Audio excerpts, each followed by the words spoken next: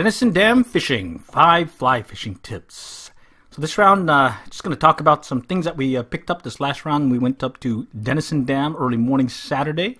It was pretty much non-stop action where we were catching a lot of these striped bass when they were basically no release. There was no generation, no water flow. Pretty much lost count of how many we caught and released. Overall, it was still a great time being out there. So really appreciate that y'all joined us today and checking out our YouTube channel. And this is City of Allen Fishing Field Team, COF Field Team. And what we'd like to do is just have you join us, check out some of the videos, and maybe learn a few things while we learn to fish by our trials and errors. Fishing the tail race from about 6 a.m. to 10 a.m. when they started generating and producing some water flow, so we had to get out of the river. With that said, do stay till the end. We've got a bonus piece for those that stay till the end. Tip number 1, before you go, determine the water flow pattern. So a couple of posts ago, we posted how we read the planned schedule as well as the real-time release. And in this case, when we checked out what was happening Saturday, we ended up fishing on Sunday. So we checked out what was happening Saturday. We could see that the water flow or the generation schedule was showing 11 a.m. to about 10 p.m. Looked a little bit closer as to the real-time release for Saturday, and it pretty much coincided with about an hour start early. So they started generating about 9:45, 10 a.m., and then that went on all the way to 10 p.m. Local. And so learned the pattern, and that told us that we needed to be on the river about 6 a.m. at sunrise, and we had a little bit more time than the 8 a.m. one that we had to earlier. Okay, tip number 2, get an Oklahoma fishing license, because you're going to end up going in the water and get situated to do some wade fishing, get to those really money spots where the fish are, working the rocks, working the pools, working the runs.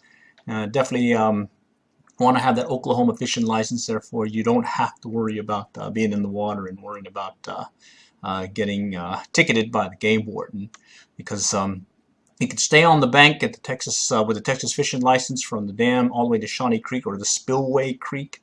But with a Texas-Oklahoma license, or an Oklahoma license, that gets you into the water. You can do some wade fishing, as well as run over to the other side if need be, if the fish are biting there. Especially when they start releasing, it seems to have a easier backcast open area for those that want to fish on when they're. Tip number 3: bring wading boots and a wading stick. Because you got that Oklahoma fishing license, you'll be able to go right into the river and do some wading and get those money spots where the rocks are and those pools and runs. And guess what? Having that cleats on your wading boots and a wading stick will definitely make sure you got some sure footing when you're out there. Adjust to retrieve. Tip number 4, movement, lots of movement. So here we're just showing you what we mean when we're adjusting the retrieve and that movement, having lots of movement. So we just cast. We're now doing a countdown before we actually start stripping or retrieving the line, and look how we start retrieving the line really fast, because in this case the striped bass wanted a moving fish and fly. They really were striking it hard. If you kind of just let it sit, didn't get many hits that way, but if you let it sit, count down, and then get into the money zone and start casting or start retrieving, you were doing well here. In this case, we're not even doing a countdown. We just cast and we just immediately start stripping, and you'll feel them kind of tag it, miss it, tag it, and then we'll hook them. So bottom line, make sure you adjust the retrieve to the pattern. In this case, when we went fishing this round, movement, lots of movement, long pull retrieves, and fast. All right, last tip. Tip number 5, match the hatch. What we're saying here is match the hatch in the case of the bait fish that were in the water. So we were using 2 to 3 inch as well as 4 inch and larger fishing flies. In this case, it's the Denison Dam Dauber. And this one was the 2 to 3 inch one. It got an immediate hit on it and broke off. And fortunately, we weren't able to put on another 2 to 3 inch one because we only tied a 4 inch plus one. So here's a 4 inch, and we ended up putting that on the line, fishing it, and unfortunately I did not get any more hits with that.